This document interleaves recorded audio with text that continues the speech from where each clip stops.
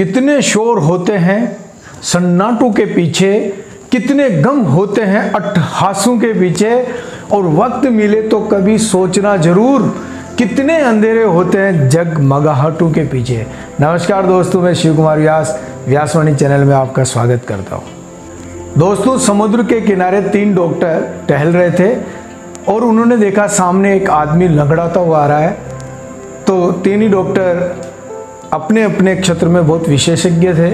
तो एक डॉक्टर ने कहा कि इसके जो है घुटने खराब हो गए हैं, इस कारण से ये लंगड़ा रहा है।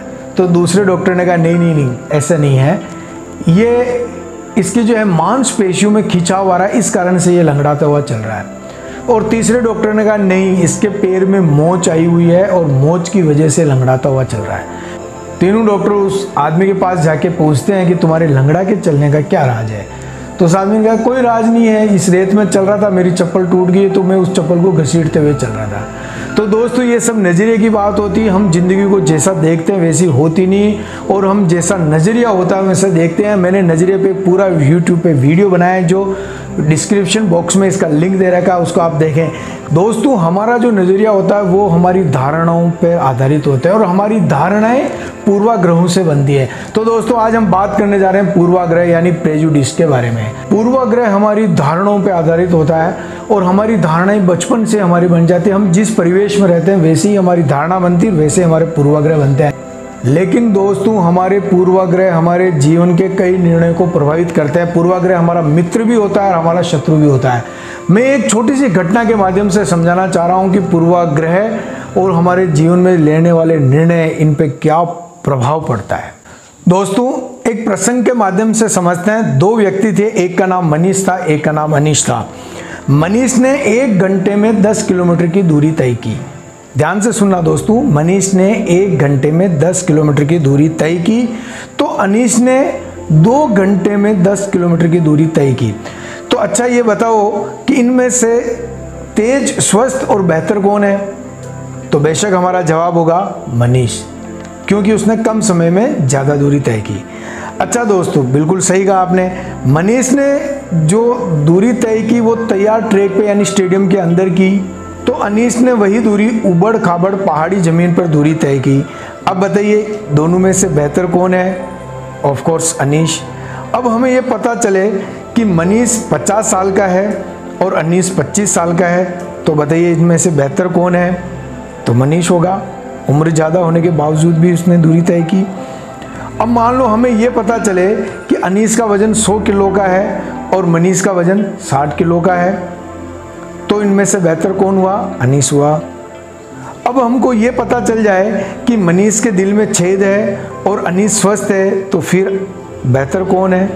मनीष। तो दोस्तों, जैसे जैसे हम अनीश और मनीष के बारे में जानते जाएंगे, हमारा निर्णय, हमारी राय बदलती जाएगी।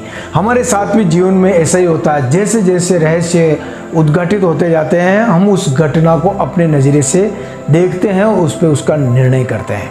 दोस्तों, हम किसी भी परिस्थिति और घटना के बारे में बहुत ही सतही तरीके से, जल्दबाजी में और अधूरी जानकारी के आधार पर अपनी राय बना लेते हैं, अपना डिसीजन बना लेते हैं, अपना निर्णय ले लेते हैं, जो हमारे लिए बहुत ही घातक सिद्ध होता है। कुएं गए, पनघट का दौर चला गया, इसलिए कोई तह में जागता नहीं मिला।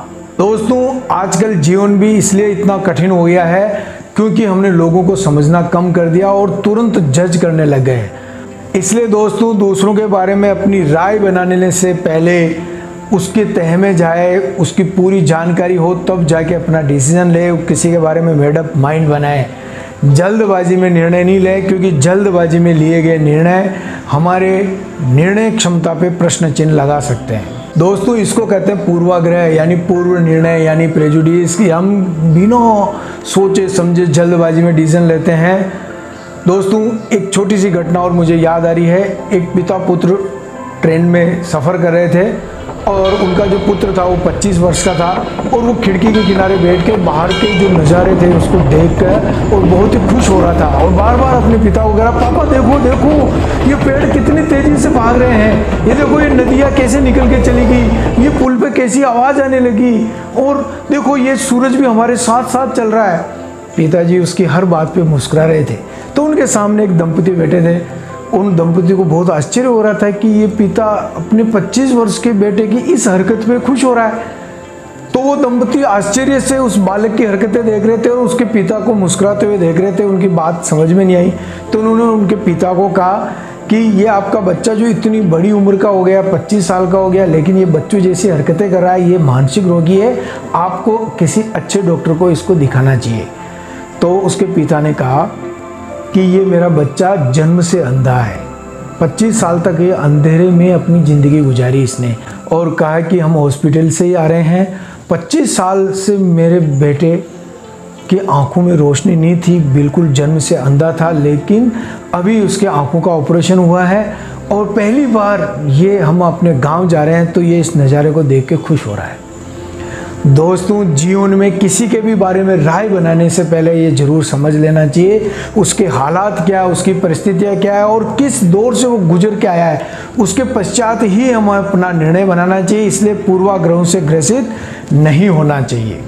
दोस्तों, किसी के रूप, रंग, पहनावे, भाषा, खान पान, उसकी आदत, इसके आधार पे हमारे को पूर्वाग्रह नहीं बनाने चाहिए।